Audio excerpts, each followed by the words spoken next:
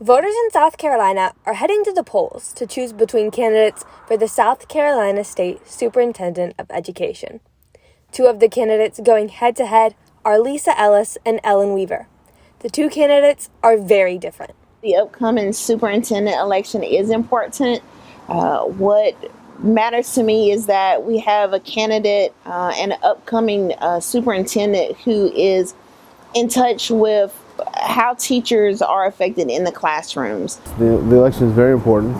The thing we want to look for is how are we going to educate the future and how are we going to handle school safety. Ellen Weaver, the Republican candidate and former chair of the South Carolina Education Oversight Committee, focuses on three pillars: flexibility, responsibility, and fairness.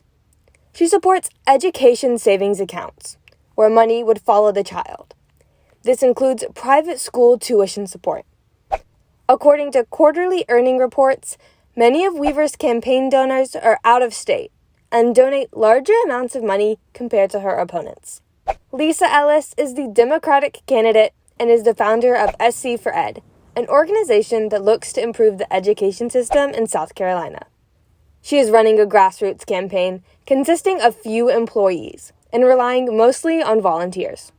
So a lot of the grassroots campaign comes from our volunteer supporters who maybe have never been involved in politics before, never really cared enough about a campaign to get involved, but Lisa is the candidate that speaks to them. Public education is the issue that means a lot to them. Many of her donations are smaller.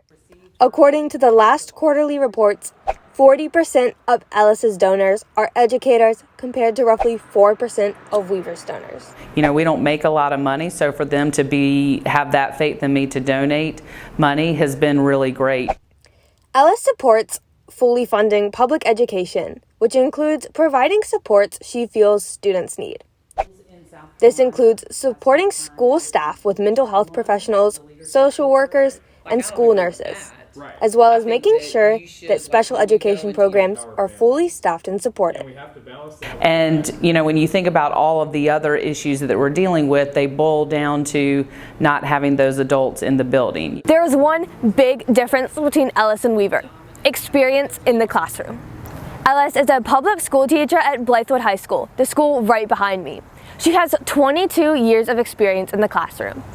Weaver has no experience in the classroom, though she does have years of business experience. The race this year is a critical race. You know, my opponent and I feel very differently about the direction of public school system, and so people need to really pay attention to the nuts and bolts and what we believe, and, you know, fight for public education.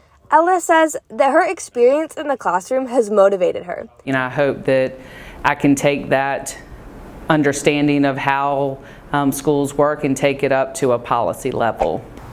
The election is November 8th, and we do not have school that day.